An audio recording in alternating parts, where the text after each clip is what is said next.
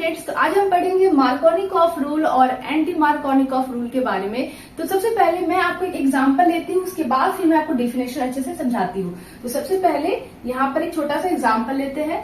CH2 double bond CH2 और यहाँ पे मैंने ले लिया HCl, ठीक है। सपोज दैट यहाँ पे मैंने HCl ले लिया। हाँ, तो अब इसका हमें एडिशन रिएक्शन कराना है। तो क्या होगा कि यहाँ पर ये प्लस, यहाँ पर ये नेगेटिव बनेगा, ये इधर ले लेगा चाहे इधर जाएगा, यहाँ पर नेगेटिव यहाँ पर पॉजिटिव, क्योंकि दोनों तरफ कार्बन हाइड्रोजन सब इक्वल है। तो यहाँ पर आप देखिए कि ये जो CH2 है डबल बॉन्ड CH2 से अटैच है, ये एक एल्कीन है ना। ये एक एल्कीन है और कैसा एल्कीन है? सिमेट्रिकल एल्कीन है, सिमेट्रिकल एल्कीन, ठीक है। मतलब इधर जितने कार्बन और हाइड्रोजन है वहां पर भी इतने ही कार्बन और हाइड्रोजन है। इसका मतलब ऐसे एल्कीन को हम सिमेट्रिकल एल्कीन कहते हैं। बट जो रिएजेंट हमने लिया है वो एक H प्लस और दूसरा Cl माइनस है। मतलब वो क्या है? एक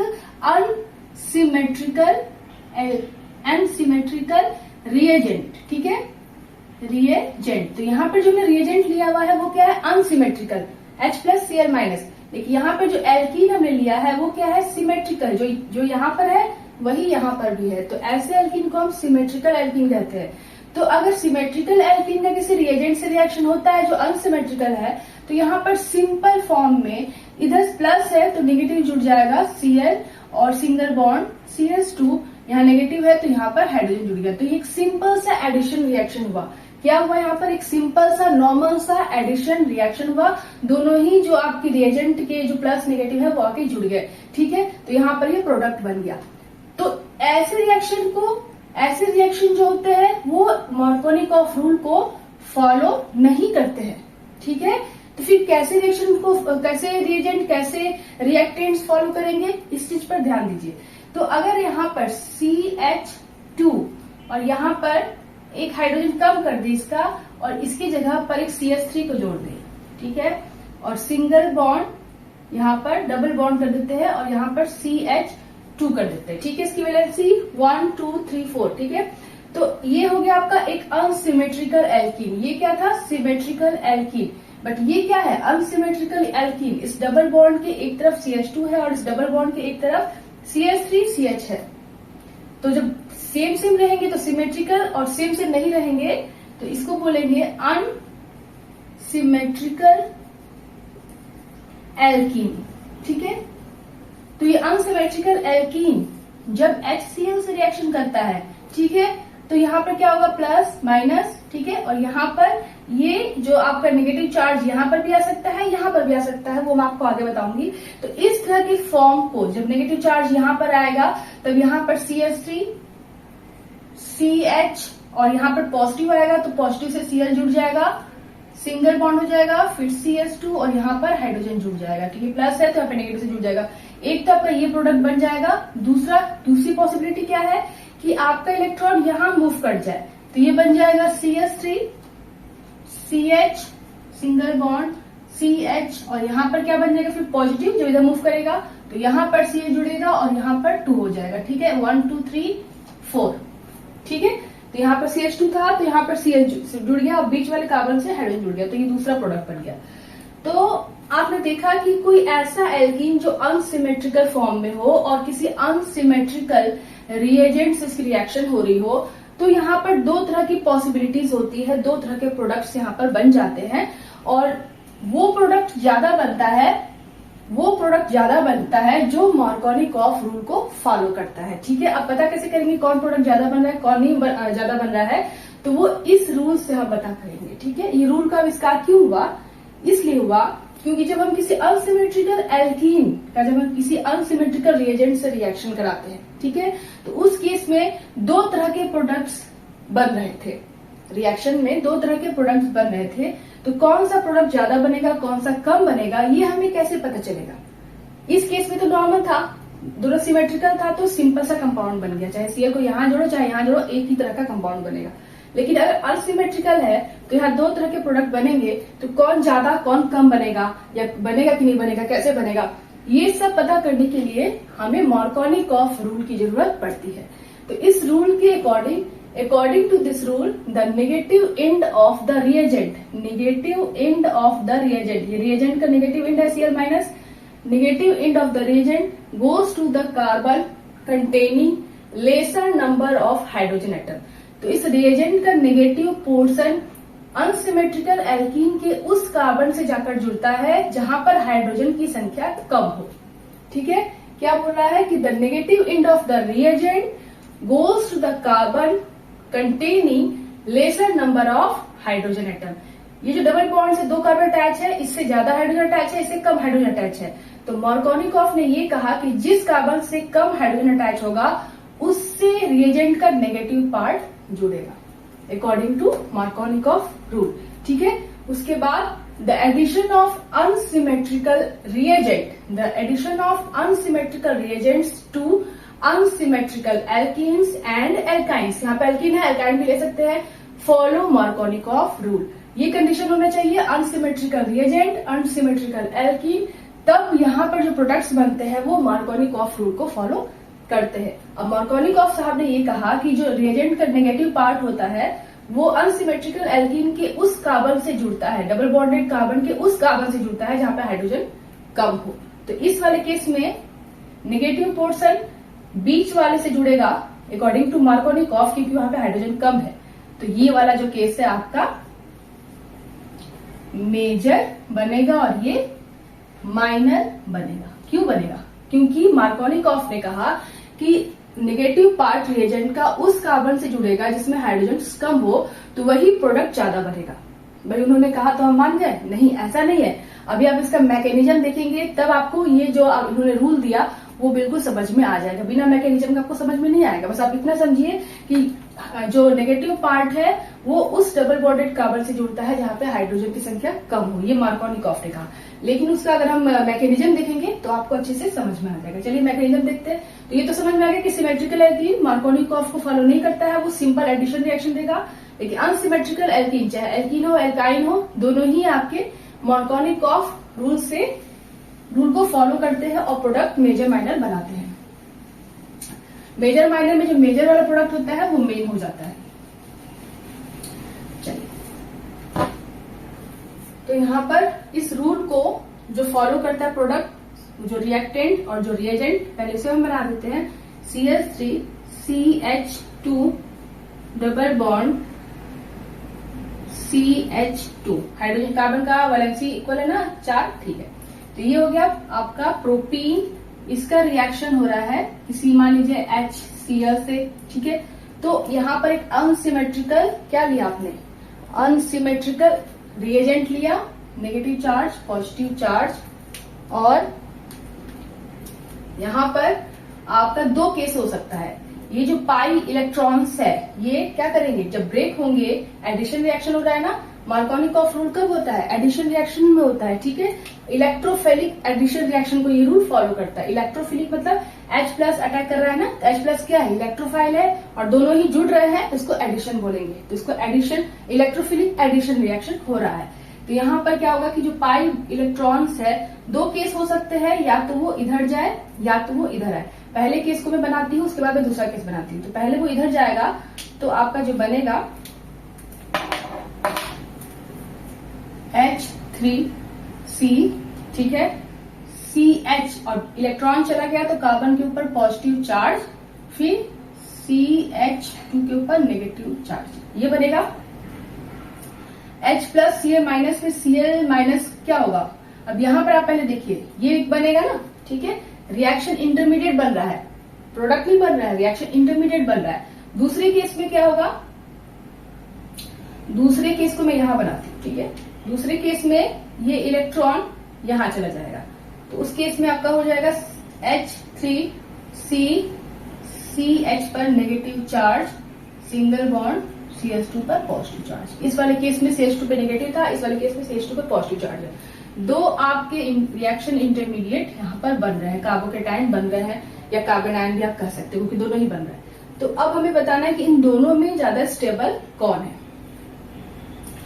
इन दोनों में हम मैकेनिज्म बता रहे हैं, इन दोनों में ज्यादा स्टेबल कौन है। जो आयन ज्यादा स्टेबल होगा उससे जो प्रोडक्ट बनेगा वो मेजर होगा, वो ही मेन प्रोडक्ट होगा।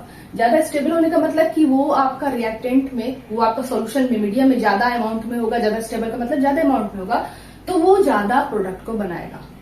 ठीक है। तो इस केस में हम देखेंगे तो यहाँ पर जो कार्बोकेटायन है वो 1 डिग्री कार्बोकेटायन है, बट यहाँ पर जो कार्बोकेटायन है वो 2 डिग्री कार्बोकेटायन है। तो 2 degree carbocation is more stable then 1 degree carbocation and 3 degree carbocation is most stable. 1 degree आपने पढ़ा होगा कि 1 डिग्री लेस, फिर 2 डिग्री, फिर 3 डिग्री कार्बोकेटायन की स्टेबिलिटी ऑर्डर होती है।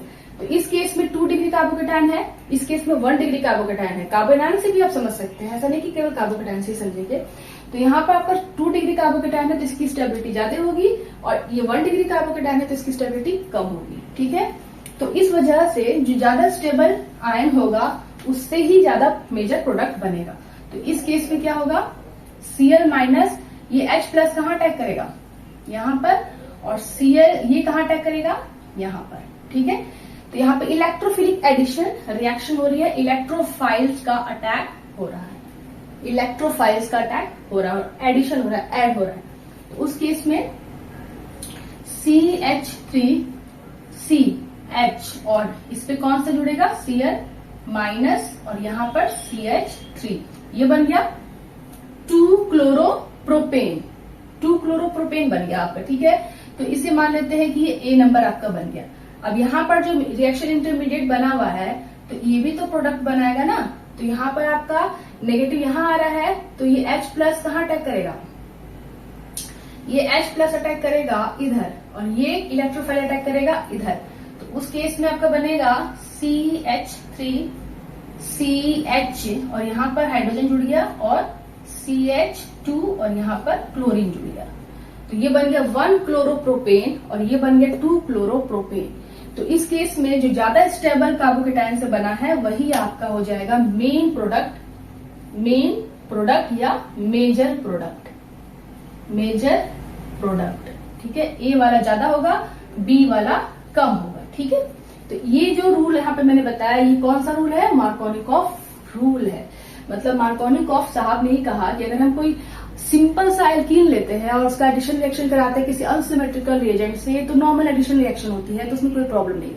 लेकिन अगर हम अनसिमेट्रिकल एल्कीन लेते हैं या एल्काइन लेते हैं और किसी अनसिमेट्रिकल रिएजेंट से रिएक्शन कराते हैं, तो वहां पे भाई हमें 2 प्रोडक्ट मिल रहे हैं। अब वो दोनों प्रोडक्ट मिलेंगे कैसे मिल रहे हैं, क्यों मिल रहे हैं, किस वजह से मिल रहे हैं, ये वो सोचने लगे मार्कोनिकॉफ। फिर उन्होंने अपना रूल निजात किया और मार्कोनिकॉफ रूल बताया कि भाई इसलिए मिल रहे हैं क्योंकि रिएक्शन इंटरमीडिएट्स में 2 तरह के आयन बन रहे हैं, एक लेस स्टेबल और एक मोर स्टेबल आयन बन रहा है। तो जो मोर स्टेबल है उससे जो प्रोडक्ट बन रहा है वो मेजर बन रहा है, और जो लेस स्टेबल है उससे जो प्रोडक्ट बन रहा है वो माइनर बन रहा है। उन्होंने ये बताया। ठीक है।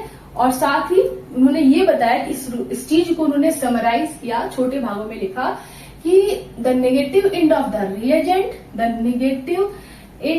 The reagent goes to the carbon containing lesser number of hydrogen atom।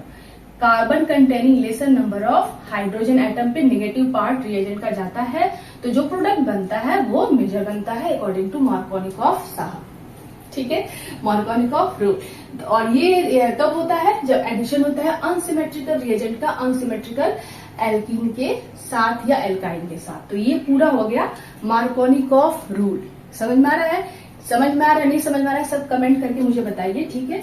आज मेरी तबीयत थोड़ी सी खराब है इसलिए मेरा आवाज उतना निकल नहीं रहा, माइक अभी तक आया नहीं है तो आवाज भी उतनी नहीं निकल रही है तबीयत खराब होने की वजह से।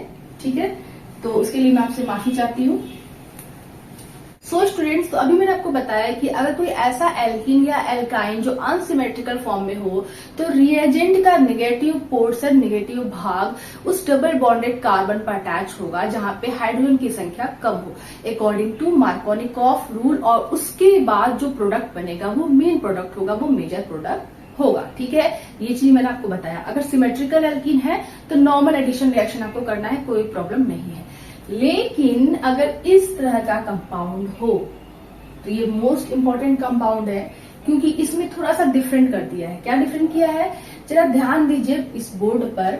CH3 CH2 CH double bond CH CH3 unsymmetrical alkene तो है, यहाँ पर CH है फिर CH3, यहाँ पर CH CH2 CH3 अनसिमेट्रिकल है का डबल बॉन्डेड की तरफ, दोनों डबल बॉन्ड की दोनों तरफ क्या है, डिफरेंट कार्बन है, तो ये अनसिमेट्रिकल है। लेकिन जो मार्कोनिकॉफ ने कहा कि डबल बॉन्डेड कार्बन पर लेसर नंबर ऑफ हाइड्रोजन जिस पर होगा, जिस कार्बन पर लेसर नंबर ऑफ हाइड्रोजन होगा उसी पे नेगेटिव पोर्शन जुड़ेगा रिएजेंट का। तो यहाँ पर देखिए यहाँ पर तो दोनों ही कार्बन पर same number of hydrogen atom है। अब हम क्या करें?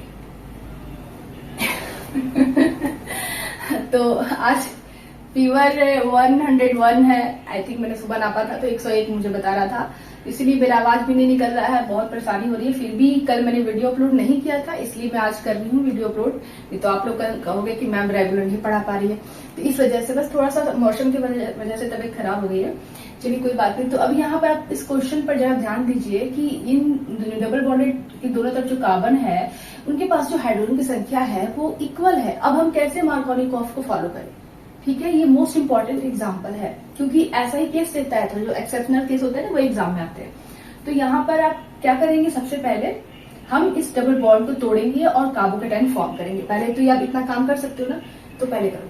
तो हम यहाँ पर क्या करते हैं कि हम मैकेनिज्म से इस चीज को समझेंगे, उसके बाद हम प्रोडक्ट को बनाएंगे। तो ये मोस्ट इंपॉर्टेंट एग्जाम्पल है, तो इसे हम कुछ इस तरह से समझेंगे। ठीक है, तो दो यहाँ पर रिएक्शन इंटरमीडिएट बनेंगे, तो पहले हम वो बनाते हैं, फिर बाद में देखते हैं कि कौन मेजर है कौन माइनर है। पहले तो हम स्टेबिलिटी फाइंड करते हैं, फिर देखते हैं अगर आपका यहाँ पर दोनों ही सेम नंबर के हाइड्रोजन हो गए तब तो वो मार्कोनिकॉफ को कैसे फॉलो करेगा। उसके लिए आप पहले रिएक्शन को ओपन कीजिए, प्रोडक्ट बनाइए, फिर आप देखिए किससे स्टेबल आपका बन रहा है।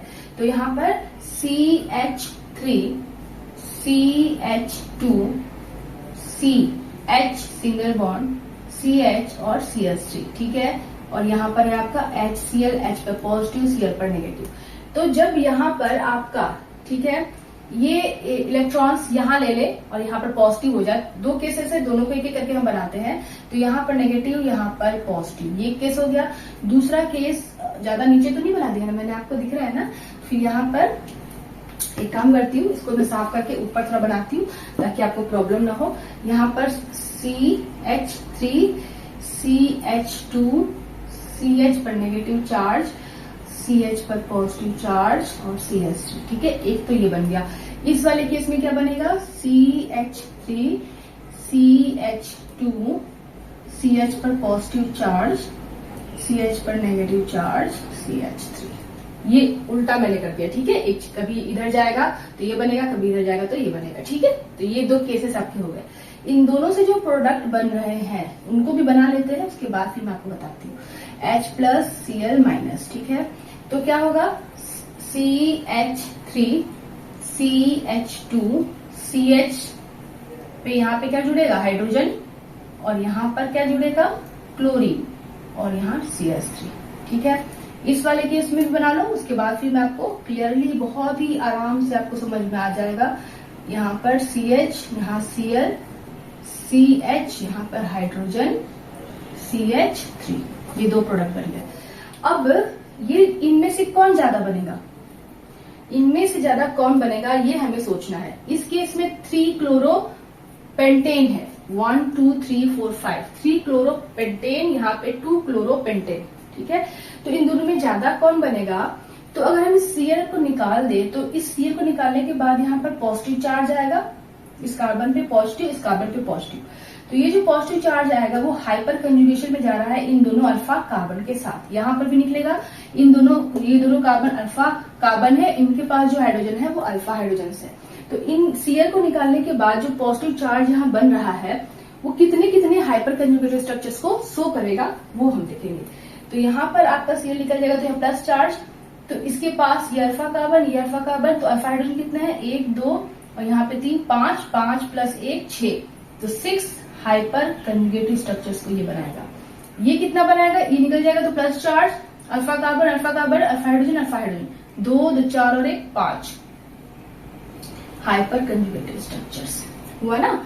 2 अल्फा यहाँ पे, 2 अल्फा यहाँ पे, 4 और 1 5, यहाँ पर 2 और यहाँ पर 3, 5 और 1 6। तो यहाँ पर आपके 5 हाइपर कंजुगेटेड स्ट्रक्चर्स, यहाँ पर 6 हाइपर कंजुगेटेड स्ट्रक्चर्स है। तो जितने ज्यादा हाइपर कंजुगेटेड स्ट्रक्चर्स बनते हैं जिस कंपाउंड में वो ज्यादा स्टेबल होता है, उसका आयन ज्यादा स्टेबल होता है, उससे जो प्रोडक्ट बनता है वो मेजर प्रोडक्ट बनता है। तो यहाँ पर आपने देखा कि इस प्रोडक्ट का हाइपर कंजुगेटेड स्ट्रक्चर Cl निकलने के बाद ज्यादा है, इसकी वजह से इसकी स्टेबिलिटी ज्यादा होगी और इससे जो प्रोडक्ट बनेगा वो मेजर प्रोडक्ट बनेगा। मतलब ये जो है आपका मेजर होगा, मेन होगा, मेन प्रोडक्ट होगा, और ये आपका माइनर होगा। ठीक है, तो इस तरह का अगर कोई केस आ जाए जिसमें हाइड्रोजन सेम हो, लेसर नंबर ऑफ हाइड्रोजन होगा, तो आप नेगेटिव पार्ट को जोड़ सकते हैं मार्कोनिकॉफ रूल से, उससे आपका मेजर प्रोडक्ट बनेगा। लेकिन अगर ऐसा केस है कि हाइड्रोजन इक्वल है, तो कैसे हम मार्कोनिकॉफ को फॉलो करें? क्योंकि वो तो कह रहा था कि भाई हाइड्रोजन जहां कम होगा वहां पे नेगेटिव जुड़ेगा, बट यहाँ पर तो सेम है, तो वहां पर हम हाइपर कंजुगेशन की हेल्प से हम मेन प्रोडक्ट को बता सकते हैं कि कौन मेजर बनेगा कौन माइनर बनेगा। तो स्टूडेंट्स, तो अभी आपने पढ़ा मार्कोनिकॉफ रूल, अब हम पढ़ेंगे एंटी मार्कोनिकॉफ रूल। मतलब मार्कोनिकॉफ रूल का उल्टा, डेविएशन होना उस रूल में, उस रूल को उलट देना, ठीक है, उसको बोलेंगे एंटी मार्कोनिकॉफ रूल। ठीक है, तो मार्कोनिकॉफ साहब ने जो कहा था वो तो चलो ठीक है, लेकिन जब उन्होंने एक्सपेरिमेंट कर रहे थे वो, तो उन्होंने HBr को लिया था प्रोपीन के साथ रिएक्शन कराने के लिए, तो साथ ही उन्होंने कुछ पेरोक्साइड भी ले लिया था। तो जब पेरोक्साइड लिया तो रिएक्शन में जो मार्कोनिकॉफ के अकॉर्डिंग जो प्रोडक्ट बनना चाहिए वो मेजर नहीं बन रहा था, जो माइनर वाला था वो मेजर बनने लगा। तो इस वजह से उन्होंने इसको रख दिया एंटी मार्कोनिकॉफ रूल। उन्होंने नहीं रखा, आगे जो साइंटिस्ट आए थे जिनका नाम था खरास, ठीक है, खरास रूल खरास रूल कहते हैं एंटी मार्कोनिकॉफ रूल को, क्योंकि ये जो साइंटिस्ट थे इन्होंने ही डिस्कवरी की थी, इन्होंने ही खोज की थी इसके बारे में। ठीक है, तो एंटी मार्कोनिकॉफ रूल को खरास रूल भी कहते हैं, साथ ही इसे पर ऑक्साइड इफेक्ट भी कहते हैं। ठीक है, पर ऑक्साइड इफेक्ट भी कहते हैं मार्कोनिकॉफ रूल को। इसमें क्या होता है कि जैसे आपने पढ़ा अभी थोड़ी देर पहले कि CH3CH2, ठीक है, डबल बॉन्ड CH2, ये प्रोटीन है, आपने पढ़ा इसके बारे में कि अनसिमेट्रिकल एल्कीन है। तो इसका रिएक्शन जब हम HBr से कराते हैं, अनसिमेट्रिकल एल्कीन का अनसिमेट्रिकल रिएजेंट से रिएक्शन कराते हैं, तो वहां पे कौन सा रूल फॉलो होता है? मार्कोनिकॉफ रूल फॉलो होता है। और मार्कोनिकॉफ रूल के अकॉर्डिंग रिएजेंट का negative portion double bonded carbon से, उस डबल बॉन्डेड कार्बन से जुड़ेगा जहां पे हाइड्रोजन की संख्या कम हो, उससे जो प्रोडक्ट बनेगा वो मेन प्रोडक्ट होगा, वो मेजर प्रोडक्ट होगा। तो अकॉर्डिंग टू मार्कोनिकॉफ रूल, ठीक है, यहाँ पर आपका जो प्रोडक्ट बनेगा CH3CH सिंगल बॉन्ड CH2, ये इधर जाएगा तो लेसर नंबर हाइड्रोजन ये है ना, इस कार्बन पे है, तो इसी कार्बन पे नेगेटिव पोर्शन जुड़ेगा, मतलब Br जुड़ेगा, और आपका यहाँ पर CH3 जुड़ जाएगा। तो ये जो प्रोडक्ट बनेगा ये मेन प्रोडक्ट होगा, मेजर प्रोडक्ट होगा अकॉर्डिंग टू मार्कोनिकॉफ साहब। अब क्या है कि इस वाले केस को अगर हम समझे तो ये क्या है कि ये एंटी मार्कोनिकॉफ रूल है। मतलब ये कि हमने HBr तो ले लिया, लेकिन अगर हमने साथ में एक पेरोक्साइड ले लिया, H2O2 ले सकते हैं, बहुत सारे पेरोक्साइड होते हैं, आप ले सकते हो, तो कोई भी अगर पेरोक्साइड होता है तो उस केस में ये अनसिमेट्रिकल रिएजेंट इस अनसिमेट्रिकल एल्कीन के साथ उल्टा रिएक्शन देने लगता है। मतलब जो मेजर बनना चाहिए वो ना बल्कि माइनर वाला मेजर बनने लगता है, तो इसे बोलते हैं पेरोक्साइड इफेक्ट, इसे बोलते हैं एंटी मार्कोनिकॉफ रूल। तो इस केस में इसका उल्टा हो जाता है, मतलब ये कि CH3CH2 जहां पे लेसर नंबर ऑफ हाइड्रोजन है वहां पे नेगेटिव ना जुड़कर वहां पे जुड़ जाता है जहां पे ज्यादा हाइड्रोजन है, और हाइड्रोजन यहाँ जुड़ जाता है। मतलब ये आपका मेन प्रोडक्ट बन जाता है। तो मतलब मार्कोनिकॉफ ने कहा कि डबल बॉन्डेड कार्बन से उस कार्बन पे जुड़ेगा नेगेटिव पोर्शन जहां पे हाइड्रोजन कम हो, तो आपका ये बन जाएगा। लेकिन इसमें क्या है, एंटी मार्कोनिकॉफ में क्या है कि इस पे नहीं जुड़ेगा नेगेटिव पोर्शन, इसका उल्टा हो जाएगा, जहां पे ज्यादा हाइड्रोजन है वहां पर जुड़ेगा नेगेटिव पोर्शन और आपका हाइड्रोजन यहाँ जुड़ जाएगा, तो ये मेन प्रोडक्ट हो जाएगा। मतलब ये कि मार्कोनिकॉफ रूल के अकॉर्डिंग आपका 2 ब्रोमोप्रोपेन जो है मेजर बना, और अगर हम पेरोक्साइड ले ले, पेरोक्साइड के प्रेजेंस में रिएक्शन को करवाए, तो वहां पर आपका 1 ब्रोमोप्रोपेन मेजर प्रोडक्ट बनने लगता है, रिएक्शन उल्टा हो जाता है। इस इफेक्ट को बोलते हैं पेरोक्साइड इफेक्ट, इस रूल को बोलते हैं एंटी मार्कोनिकॉफ रूल। तो अगर नोट करना है तो आप इसको नोट कर सकते हैं। लेकिन ऐसा क्यों होता है, किस रीजन से होता है, काफी लंबा चौड़ा इसका एक्सप्लेनेशन है, मैकेनिज्म है, सब मैं आपको बताऊंगी अभी। तो एग्जाम में अगर आता है तो आप ऐसा लिखेंगे, ठीक है। चलिए, तो आप इसका क्यों ऐसा होता है वो देख लेते हैं। तो आपका हाँ, एक और इम्पोर्टेंट बात कि HBr, ठीक है, ये अगर किसी पेरोक्साइड के प्रेजेंस में है और यहाँ पर कोई एल्कीन दिया हुआ है प्लस कोई एल्कीन है या एल्काइन है, तो उस केस में आपका पेरोक्साइड इफेक्ट होगा, एंटी मार्कोनिकॉफ रूल लगेगा। इस चीज को याद रखना है। अगर ये नहीं है, ये नहीं दिया हुआ है, केवल ये दिया हुआ है, ये दिया हुआ है और ये सब नहीं दिया हुआ है, तो सिंपल आप मार्कोनिकॉफ रूल को फॉलो करेंगे। सिमेट्रिकल होगा तो एडिशन रिएक्शन, अनसिमेट्रिकल होगा तो मार्कोनिकॉफ रूल को फॉलो करेंगे। ठीक है, इतना तो आपको समझ में आ गया। चलिए अब क्या होता है कि जो आपका रिएक्शन है पहले से नोट कर लेते हैं। CH3 CH double bond CS2, ठीक है, ये आपका HBr H2O2 के प्रेजेंस में रिएक्शन हो रही है, तो CH3 CH2 और यहाँ पे 2 हो जाता है और Br बन जाता है। ये आपका पेरोक्साइड इफेक्ट का प्रोडक्ट है। ठीक है, ये मेन प्रोडक्ट है। तो ऐसा होता क्यों है, रीजन क्या है इसका, तो हम स्टेबिलिटी वगैरह मैकेनिज्म वगैरह देखेंगे, रिएक्शन इंटरमीडिएट देखेंगे। तो ये जो केस है, ये इस केस में जब हम पेरोक्साइड लेते हैं तो फ्री रेडिकल डेवलप्स होते हैं। रिएक्शन इंटरमीडिएट्स में फ्री रेडिकल डेवलप होते हैं। लेकिन अगर हम मार्कोनिकॉफ की बात करें तो रिएक्शन इंटरमीडिएट में क्या डेवलप हो रहा था, कार्बेनायन और कार्बोकेटायन। ठीक है, तो जब हम मार्कोनिकॉफ की बात करें तो उस केस में रिएक्शन इंटरमीडिएट में कार्बोकेटायन की स्टेबिलिटी देख रहे थे, नेगेटिव चार्ज बना था, पॉजिटिव चार्ज बना था। ठीक है, लेकिन इस केस में जब हम H2O2 ले लेंगे तो इस केस में जो रिएक्शन इंटरमीडिएट है वो क्या बनेगा, फ्री रेडिकल। ठीक है, तो यहाँ पर जो एडिशन रिएक्शन होगा उसे हम बोलेंगे free radical addition reaction. Markovnikov में जो हो रहा था वो क्या हो रहा था, इलेक्ट्रोफाइल का एडिशन हो रहा था, तो electrophilic addition reaction Markovnikov rule, और एंटी मार्कोनिकॉफ क्या हो जाएगा, फ्री रेडिकल एडिशन रिएक्शन। तो आपने देखा कि यहाँ पर जो हमने अनसिमेट्रिकल एल्कीन लिया हुआ है, अनसिमेट्रिकल रिएजेंट और पेरोक्साइड के प्रेजेंस में वो क्या करता है, वो एंटी मार्कोनिकॉफ रूल के अकॉर्डिंग वो ये प्रोडक्ट बनाता है 1 ब्रोमोप्रोपेन। ठीक है, लेकिन ऐसा होता क्यों है, क्योंकि मार्कोनिकॉफ में तो आपका 2 ब्रोमोप्रोपेन जो था वो मेजर था, लेकिन इस केस में 1 ब्रोमो जो प्रोपेन है वो कैसे मेजर हो गया। इसका रीजन क्या है, पेरोक्साइड ऐसा क्या करता है कि रिएक्शन पूरा उल्टा हो जाता है, मार्कोनिकॉफ पूरा उल्टा हो जाता है, ऐसा क्या होता है। तो हम समझेंगे मैकेनिज्म से कि ऐसा क्यों होता है। ठीक है, केमिकल को समझने के लिए, किसी रिएक्शन को समझने के लिए मैकेनिज्म को समझना बहुत इंपॉर्टेंट होता है कि ऐसा हो क्या रहा है कि वो प्रोडक्ट बन रहा है। ठीक है, तो मैकेनिज्म समझने के 3 स्टेप्स होते हैं मैकेनिज्म में। पहला होता है initiation step, chain initiation step बोलते हैं। दूसरा स्टेप होता है चेन प्रोपगेशन स्टेप, तीसरा होता है chain termination step. Chain initiation step में क्या होता है कि यहाँ पर H2O2 इनिशिएटर का काम करता है, रिएक्शन को स्टार्ट करने का काम करता है, इसको बोलते हैं चेन इनिशिएशन स्टेप। ओके, ठीक है। सेकेंड स्टेप होता है प्रोपेगेशन स्टेप। इसमें क्या होता है कि रिएक्शन आगे बढ़ती है, धीरे धीरे खुसकती है, आगे बढ़ती है। ठीक है। चेन टर्मिनेशन स्टेप में क्या होता है कि फाइनल प्रोडक्ट बन जाता है, रिएक्शन खत्म हो जाती है, कंप्लीट हो जाता है। तो कोई भी केमिकल रिएक्शन 3 स्टेप में कंप्लीट होता है। चेन प्रोपेगेशन स्टेप में आपके मेन होता है इंपॉर्टेंट चेन प्रोपेगेशन स्टेप।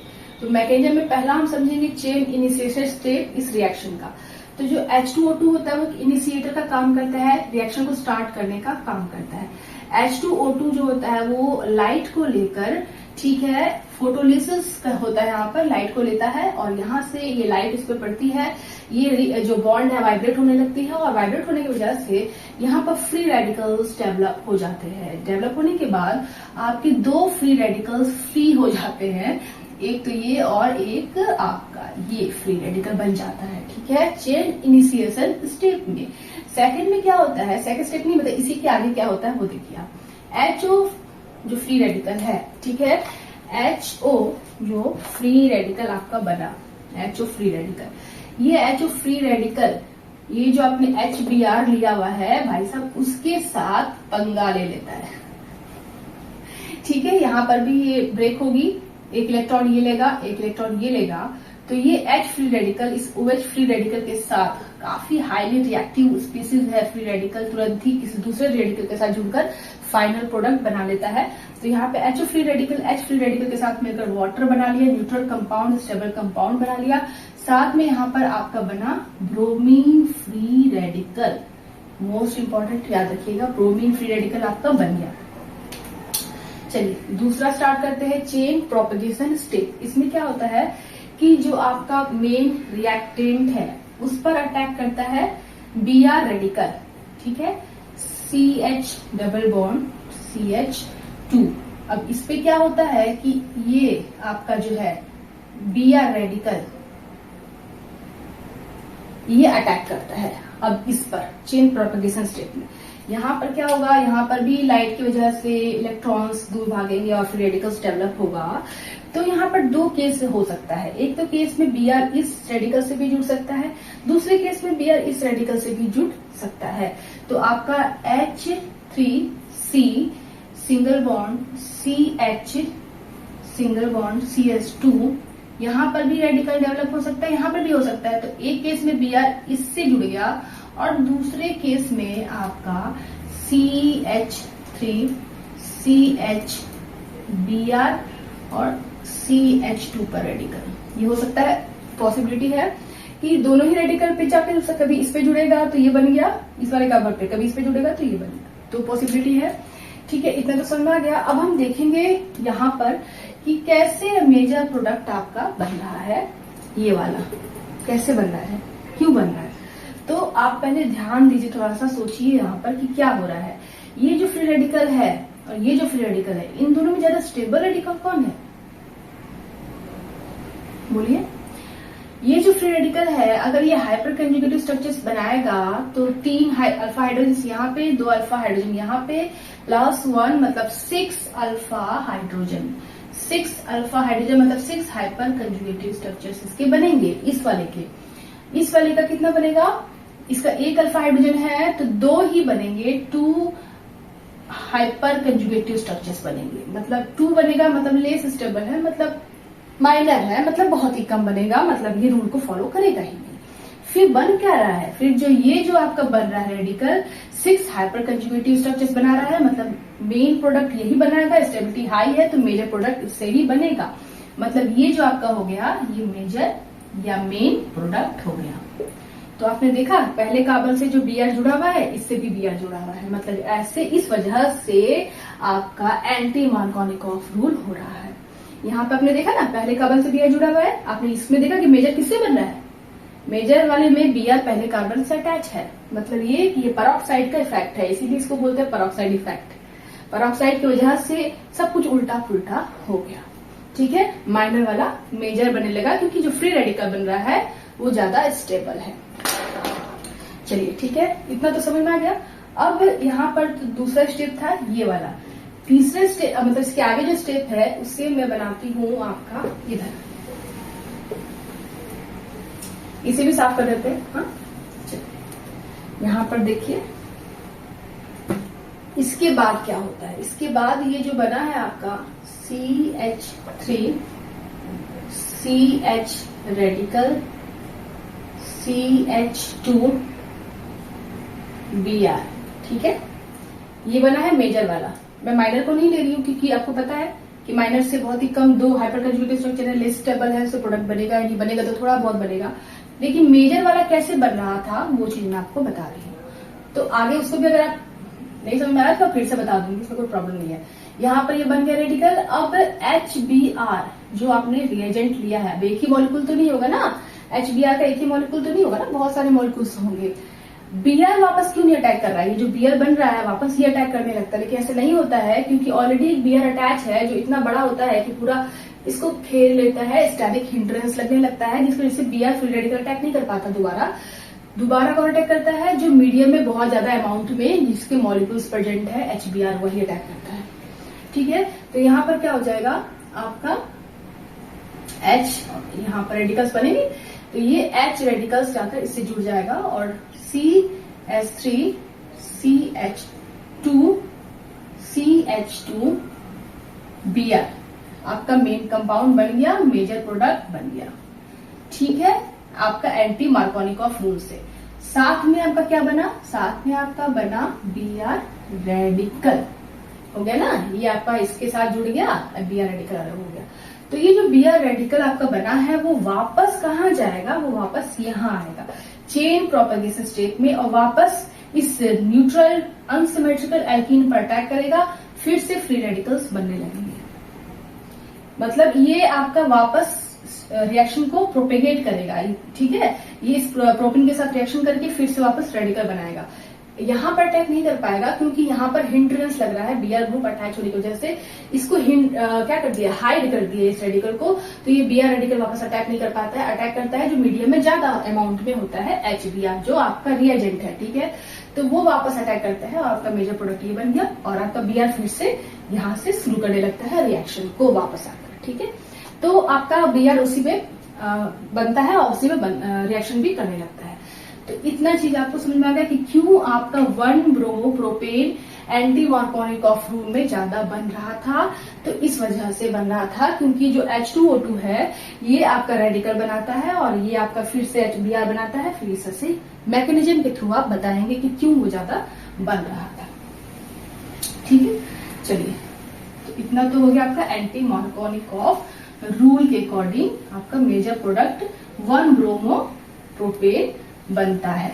हाँ, so students, HF, HCl, HBr, HI, इन चारों में केवल HBr जो होता है वही एंटी मार्कोनिकॉफ रूल को फॉलो करता है, बाकी के ये तीनों फॉलो नहीं करते हैं।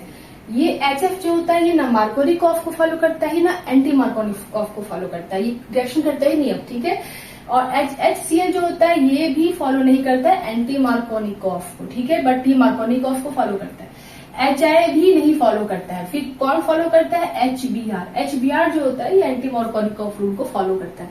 क्यों ऐसा होता है, क्यों, किस वजह से, तो जो आप देखेंगे कि जो HF है, ठीक है, ये हाइड्रोजन बॉन्ड्स बनाते हैं क्योंकि फ्लोरीन जो होता है वो हाईली इलेक्ट्रोनेगेटिव होता है। तो इसकी जो हाइड्रोजन बॉन्ड बनने की वजह से, इंटरमॉलिक्यूलर हाइड्रोजन बॉन्ड बनने की वजह से इनकी बॉन्ड डिसोसिएशन एनर्जी बहुत ही ज्यादा बढ़ जाती है। बॉन्ड एंथैल्पी सबसे ज्यादा HF की हो जाती है, फिर HCl की, फिर HBr की, फिर HI की।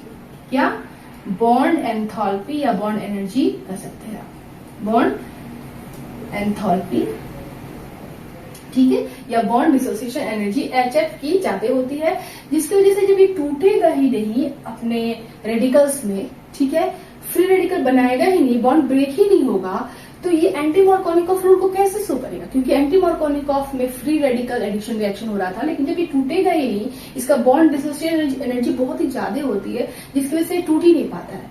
जब टूटेगा ही नहीं तो ये ना मार्कोनिकॉफ देगा ना एंटी मार्कोनिकॉफ देगा, तो इस वजह से HF फॉलो नहीं करता है। HCl की बात करते हैं तो HCl जो होता है इससे HF से थोड़ी बहुत कम होती है इसकी बॉन्ड डिसोसिएशन एनर्जी, लेकिन इसकी बॉन्ड स्ट्रेंथ फिर भी ज्यादा होती है HBr से।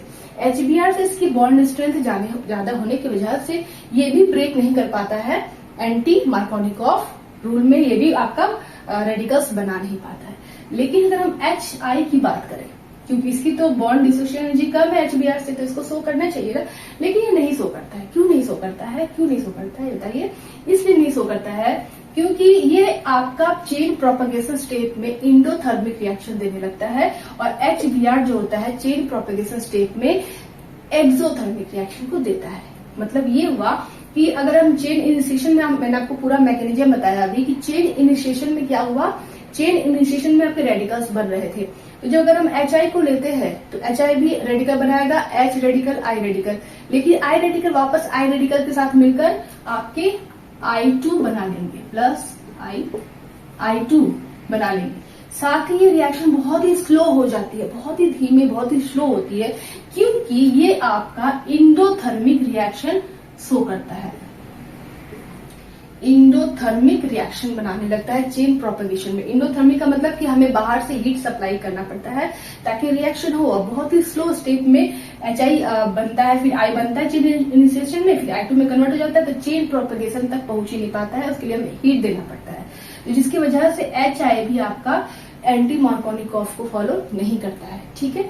लेकिन HBr में ऐसा नहीं होता है। HBr एक्सोथर्मिक रिएक्शन शो करता है, पहले स्टेप में वो ब्रोमीन रेडिकल बनाता है, दूसरे स्टेप में वो तुरंत जाकर एल्कीन से रिएक्शन करता है और एनर्जी डेवलप करता है। एक्सोथर्मिक मतलब एनर्जी को रिलीज कर रहा है, वही एनर्जी फ्री रेडिकल को ब्रेक कर बनाता है। फ्री रेडिकल्स को यहाँ पे जो आप देख रहे थे CH3 CH2 डबल बॉन्ड था ना, ये कुछ ऐसा, तो इसको तोड़ने का काम करता है।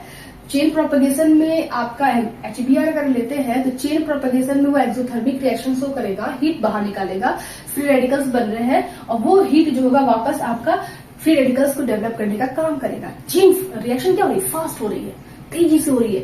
एक्सोथर्मिक रिएक्शन हीट निकल रही है, रेडिकल्स बन रहे हैं, जुड़ रहे हैं, फटफट काम हो रहा है। तो उस केस में, इस केस में आपका रैपिड रिएक्शन हो जाता है, इस केस में स्लो हो जाता है। प्लस जो आई रेडिकल्स बनते हैं वो वापस आपस में जुड़ने लगते हैं, एंडोथर्मिक रिएक्शन हो जाती है, स्लो स्टेप हो जाती है, हमें हीट सप्लाई करना पड़ता है। इस केस में ऐसा नहीं होता है, एक्सोथर्मिक रिएक्शन होती है प्रोपेगेशन स्टेप में। तो आपका HBr पूरा आपका क्या बोलते हैं उसको, कि HBr आपका पूरा HBr जो होता है सब कुछ फॉलो करता है एंटी मार्कोनिकॉफ रूल के अकॉर्डिंग, वो सब फॉलो करता है, सारा जो भी सिचुएशन है वो फॉलो करता है HBr, ठीक है। मतलब एक्सोथर्मिक रिएक्शन शो करता है, हीट बाहर निकल रहा है, वो हीट थर्मोलाइसिस के द्वारा फ्री रेडिकल्स डेवलप कर रहा है, फ्री रेडिकल्स बन रहे हैं और चेन आगे बढ़ते जा रही है, रिएक्शन फास्ट हो रही है। तो HBr खरा उतरता है एंटी मार्कोनिकॉफ रूल पे, ठीक है, इसको खरा उतरना बोलते हैं। तो आपका HF नहीं करता है, Cl नहीं करता है, HI नहीं करता है, लेकिन HBr एंटी मार्कोनिकॉफ रूल को फॉलो करता है। तो आज यहीं तक रही क्लास। अब आप जाइए अपने बुक्स को उठाइए, उसके न्यूमेरिकल सॉल्व कीजिए। मार्कोनिकॉफ एंटी मार्कोनिकॉफ का ध्यान क्या रखना है, HBr अगर रहेगा, अनसिमेट्रिकल एल्कीन रहेगी तो आप नॉर्मल मार्कोनिकॉफ रूल फॉलो कीजिए, लेकिन HBr के साथ H2O2 रहेगा, अनसिमेट्रिकल एल्कीन है तो आप एंटी मार्कोनिकॉफ रूल को फॉलो कीजिए। तो मिलते हैं नेक्स्ट क्लास में, टेक केयर, बाय बाय।